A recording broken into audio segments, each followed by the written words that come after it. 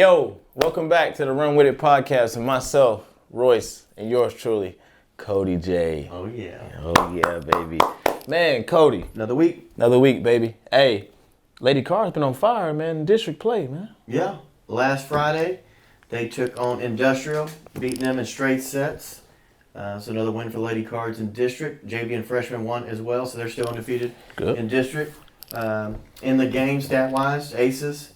Amber Mandela led the way with 3. Tribe led the way in kills with 11. Klausmeyer with blocks. She had 1 solo and 2 assisted. On the assist side, Thomas again with 20. And on the dig side, Niesner with 9. That was last Friday. And then this Tuesday, Lady Cards, starting round 2 of district play against Rice, won that one also in straight sets, 25-13, 25-12, 25-8. So another big win. Big win, baby. That gets the Lady Cards at 32-5 on the season, 8-0 in district play. And in that game against Rice, on the aces side, Shepard and Mandola led the way with 2. Tribe and Morrow had 9 kills apiece. On the block side, there's only, 2 blocks, 1 assist for each on Tribe and Mandola. On the assist side, Thomas led the way with 29, and Diggs again with Niesner at 19. So we're getting in that final stretch before we get into playoffs. Right. I think technically Lady Cards only need to win a couple more games and they've made the playoffs, qualified. Right. Lady Cards are currently second in both Max Preps and Volleyball Insiders poll, and they've moved up a bunch in the Texas Girls Coaches Association poll. They're number 3 now. So rankings really don't matter at this point. No, they don't. No, it's all about what you do when you get into the playoffs. Right. And I see the Lady Cards, like we've been saying for weeks, I see the Lady Cards, making another push for another state tournament. No, definitely. Like, really, they're consistent, but they're on a mission. And like you said, we talked about it, man. These girls, they have the willingness to want to get better and compete and get back to the moment they were in last year, but actually be successful at it. So, no, definitely hats off to them, man. JV and Freshman also won against Rice, so they stayed undefeated. I can't remember if it's the freshman or the JV team, but I think they're undefeated on the season. I think one only has 1 loss. Oh, man, so it's good. All 3 levels are killing it. Mm-hmm. That hats off to the girls' coaching staff, too. All 3 levels, too. They're handling business and got everybody on the same level, everybody on the same mission, from freshman all the way up to varsity, man. So that's good. Definitely good, because there's a lot of girls, you might see a few of these girls might get moved for playoffs and this and that, get that experience and stuff like that. So, no, they're all on their course, and the way it's looking, man, we might be able to clean house and get 3 straight district championships through all 3 levels. Never know. Never know, man. All right, and then the cross-country team had their last meet before district will be held next week, Monday in Giddings. In Yoakum. Yeah. The last meet they had in Giddings, Chloe Ross 2nd and KJ Foster 4th. So another good showing for those 2 girls. Definitely. And they're being consistent as well in their outings as well, too. See if we can get another girl go to state in cross-country. Definitely. Really. All right, now on to the football, man. Football. The boys on the road, too, heading into district play tomorrow night. But before we get into tonight, Tonight, speaking of last night, JV beat Hallettsville. Yes. And freshman lost to LaGrange. But the freshman game, it was a good game. I went to it. It was a low-scoring game. I think last time it was like 36-18 or something like that. Right. This time a little bit lower scoring at 22-6. LaGrange just had one running back that's all they used. It's when you're at that younger level or whatever, sometimes that just happens. You stick to what you know, and you stick with, it just what works, obviously, and normally at those junior high levels high school, like freshman JV levels, you kind of just keep everything not too much open in playbook, kind of one-dimensional, kind of like, all right, come on, let's run the ball all day. Let's just do that, more so varsity, you're more versatile, you're doing more, you're playing for more. And then too, sometimes at the lower levels, you have some of your kids missing. Like if the freshmen had their full team, it'd be a whole different story. Some of those guys are on JV and varsity, et cetera. I will say I'm not for sure if they don't know the rules anymore, but they have that new rule, like besides the last 2 minutes, I believe, of the half and fourth quarter. Out of bounds rule. If you run out of bounds, the clock keeps running. Yeah. But for some reason, I think the last 2 games that the freshman team has had, that they lost in low-scoring games. Yeah. They just kept the clock running. And We would go out of bounds. They just let the clock run and not stop it. Yeah. And no one would do anything about it. I know sometimes the coaches were telling them, but the rest acted like that's the way it is. Right. I know sometimes it depends on the player's momentum. You know, if you right, go sideways out of bounds. But when there's no contact. With no contact, oh yeah, you would think it would stop. So the last 2 or 3 plays I saw, there was no contact, player run out, clock keeps running, you can't come back. Can't call a timeout, you don't have one. You know, the crazy thing was, in the first however many minutes of the game, every time they ran out of bounds, guess what? Clock stopped. So it was like the reverse. So I don't know if a lot going on in that game. And let's just say good thing just happened. I'm not saying it's a good thing, but thankfully it's not happening at the varsity level. We was really pissed off parents, we pissed off fans and coaches too if you do that, pull that stuff, especially when you're playing for like a district championship or it's a big playoff game. You're trying to keep your season alive, and this rule or whatever it is, y'all not stopping the clock. When y'all been stopping the clock the whole game, so definitely need some clarity on that stuff, moving forward. But now I understand it. I remember you telling me about it last time when it happened the first time. Yeah, I think it was in Huffman. And you said that happened and stuff like that. I think they lost by a score or 6 points or something like that. And it cost you a game. But yeah, especially you have a whole minute runoff. Yeah, man. And then JV's been rolling pretty good. Looked like the JV team looked like we have a lot of future, of course, varsity players. They're looking real good right now. Yeah.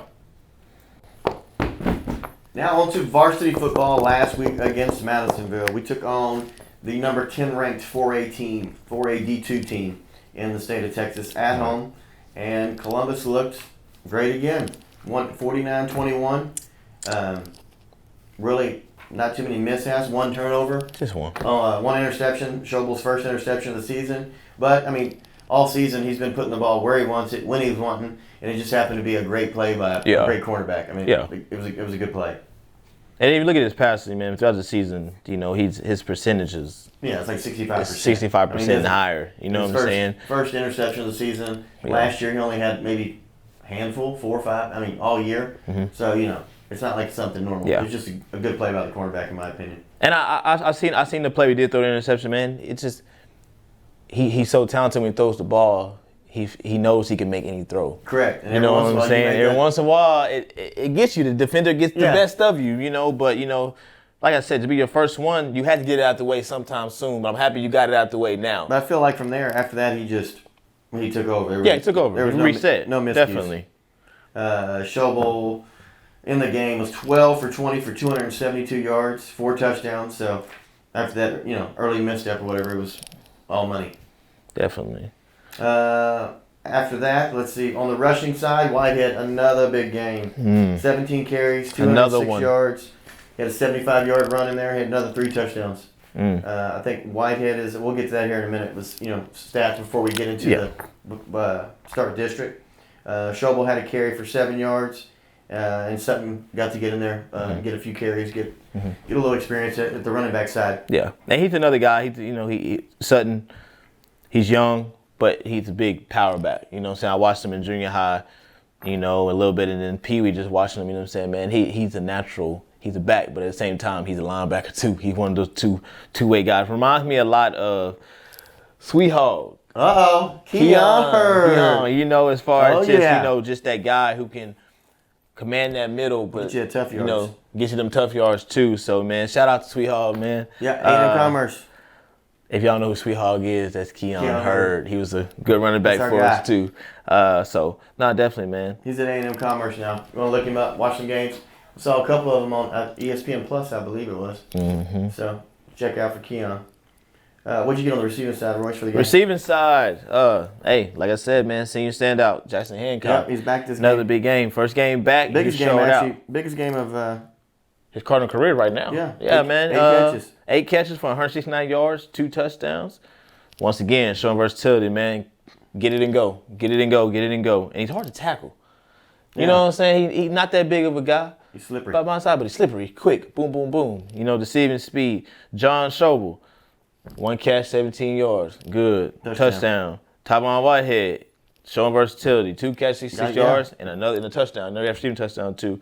And freshman Braylon Fisher, 1 catch, 20 yards. Another guy who they're going to continue to get rolling in this offense to step up more, to help them be successful moving forward in the future. Especially these upcoming next 3 games. Yes. On the defensive side, we took the ball away 3 times. 3 interceptions, man. Devin Woods, Elijah Usher, and Rylan Carruthers. Oh, we did have 1 fumble, too. 1 fumble. That we recovered. Yes. I think it was Dagan. Stevens that might have recovered it. Got you. I have to check back on my Facebook post. I know I posted about it. I can't remember the exact name. And my sheet doesn't show it. Other than that, man, you've seen complete dominance from this Cardinal football team, man. They're just like volleyball, how I mentioned, man. They're on their mission, they're on their journey. They got aspirations and goals that they see how far they can get, but it's just getting farther than that. So, man, definitely. Another thing too is defensively, we may give up on stat sheet, may give up a lot of yards, but we don't give up a ton of points. Yeah. So again, we gave up, 377 total yards, but very seldom, were they in red zone all night. Right. It wasn't like that. It was, we bend, we don't break. No, definitely. And we're playing smart. And it's, obviously it starts with the quarterback position, but Schobel, he's gotten everybody to play smart with him. And that's why this offensive unit and the defensive unit, everybody's playing smart. We're not having those false start penalties. We're not having, personal foul penalties, anything, just penalties at all. We haven't had them really. I think we only had like 2 turnovers on the whole season. Disciplined football team. Yeah. And heading into tonight's game against Hallettsville, for the past few years, Hallettsville's been I think that's been more of a rival for us. We've been back and forth. They had to go through us to get a chance to get their state title berth when they went to, win the state, when they had Brooks that year. But, the past 3 or 4 years, it's been us and them as far as just coming out of district, this and that, except from last year with Hitchcock. But, just focusing on Hallettsville, man, going into this game tonight, we always know Hallettsville is a disciplined team. They're always disciplined. Mm-hmm. Man. Well coached and disciplined. So, and I know the biggest game for us in district is probably next week, but I think the biggest game of the season starts right here. It's always that first one, how you set the tone. Yeah. Especially against a team who kind of knows your identity. Yeah. And their identity too. If they're going to bring the table and stuff like that. So, I'm looking forward to tonight. Looking forward tonight, definitely. And we'll get to predictions and stuff like that later, but you want to speak on some stats for the season so far? Let's see what we got here. So, on the season, the Columbus Cardinals are averaging 447 yards per game in offense. We were talking about Adam earlier, his efficiency. He's 63 of 97, over 1,200 yards, 19 touchdowns, and 1 pick. So, not too shabby there. Whitehead, again, 79 carries, over 1,000 yards, 20 touchdowns, and then also another receiving touchdown. And then on the receiving side, Hancock, 19 catches, over 400 yards, 10 touchdowns receiving, and then that kick return return. he had. Yeah. Speaking of the teams we're coming up or about to play in the rankings, Columbus is currently ranked 2nd in the Dave Campbell's and in the Chronicle poll. Okay. And in Max Preps, we're number 3. Hitchcock in the Dave Campbell's and the Chronicle 4. In Max Preps 2. Hallettsville's ranked 18th in Max Preps, and Yoakum is 16th in Max Preps. So I would say we're bound to have, if not the toughest, one of the toughest districts in 3A in this whole state. Yeah, definitely. Ladies and gentlemen, the teams that he just announced right now, these are the next 3 teams we're going to see on our schedule. We got Hallettsville tonight, at home, Hitchcock next week on the road, and then we got Yoakum back at home. So, hey, sellout crowd, bring it. We need it. The kids need it. The coaches need it. The community needs it. We need everybody there in attendance, Support really means a lot. Not just for football, but for volleyball too. They're about to wrap it up on their side too, and they won another district championship, excuse me.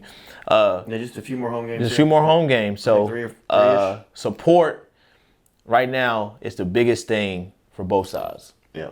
Get support, because when the kids see that, they feed off of the energy from. Don't wait till playoff time to do it. Don't do that. No. You know what I'm saying? I feel like everybody wants to go in playoff games, this and that, and the crowd's electric. Them home games. I remember when these home games, when Coach Schobel came and first started and stuff like that, man, home games were packed. They were loud. The student section was loud. It needs to get back to that. Those volleyball games, if they're not like that now, need to get back to that even more. You know, so you're going into this stretch of district, you know, a lot's riding for these kids. And I think we need to show more support and get everybody out there now, you know. So, but, hey, as long as we winning, stuff like that will happen. It's all good. It's all good. All right. With that being said, man, prediction, man. What's your prediction for the night, Cody? I know that Hallettsville, last year they had a freshman, I think, dual threat quarterback. Yes, Didn't play because he's hurt. Yes. He's playing this year. I think 56-21 Columbus. Okay. And last year's score was 35-13. Mm-hmm. I'm gonna go 42-21. I'm gonna give each teams each teams to add a touchdown to what they did last year. So I'm gonna go 42-21. Cardinals start off 1-0 in district, 7-0 on the season, heading into the big game next week against Hitchcock. Big 7, be 2 7-0 teams probably. 2 7-0 teams, man. A lot of, you know, hey, that's fine. I think Hitchcock may be playing Yoakum first. Yeah, they got Yoakum. They got Yoakum tonight. You know. That'd be a good one to see too. Mm-hmm. Maybe they'll have it on a YouTube channel or something we can watch. Probably. I'm surprised. Wish we had one. All right, so 42-21 is mine. 56-20, what'd you say? 21. 21 for Cody J. 21, can you do something for me? Yeah. Hey, yeah. Check out these highlights from this past week's football team and volleyball team. Time for some football highlights. First score for the Cardinals in the game. Fake handoff to Whitehead. Adam turns around, throws it to John. Touchdown, Cardinals. Made it look too easy.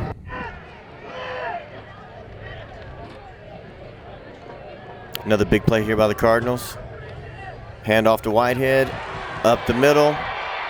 Untouched. You can see the linemen in the back with their hands up. They knew nobody's catching him. Touchdown, Whitehead.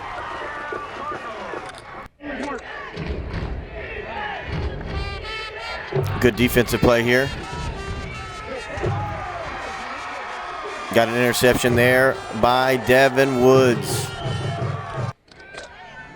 There right now. Cards back on offense. Fake handoff to Whitehead. Quick throw to Hancock. And he does the work to get it in the end zone. Short pass turned into a long one. Trouble on shotgun again. Rolls out. Looks back across. Gets it to Whitehead in the flats. And Whitehead will do the rest. Untouched. Touchdown for Whitehead. Another great defensive play here by the Cardinals. Pick there by Usher. Elijah Usher with the big pick right there while Madisonville was on the goal line.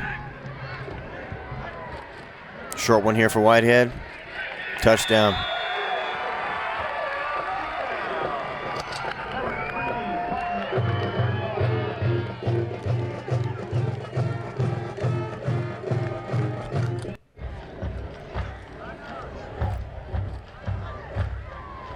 Schobel drops back. Quick pass to Hancock. Works his way through the defense. Literally untouched. Big one there by Hancock. 57 yards. Here's Whitehead again. Again untouched. And again no one around him. Touchdown, C-Town. 47-yard run by Tyron. Cardinals close the night out on a great defensive play. Carruthers there with the pick. And after that, Cardinals would kneel it out. So once again, another week. A lot of points, a lot of dubs, wins. Oh, yeah. If you know what dubs means, wins. And, you know, a lot of just Cardinal, man. Positivity, man. Cardinal wins, Cardinal this and that, man. But definitely, man, support. Like I said, that's the biggest thing. You know, start supporting. I feel like we just need to start supporting more and take our hats off to, you know, just everything that's going around for us and sports-wise and just in the community, you know. Yeah, sports big. It's big right now. Sports is big right now in our community. Everyone's around when you win. Yes, yes. And we know how people act when you lose. So for the ones you Yes. leave early, we know who you are. But anyways, thank you for tuning in to another episode of Run Wit It. with myself and Cody J. Oh, yeah. Thank you.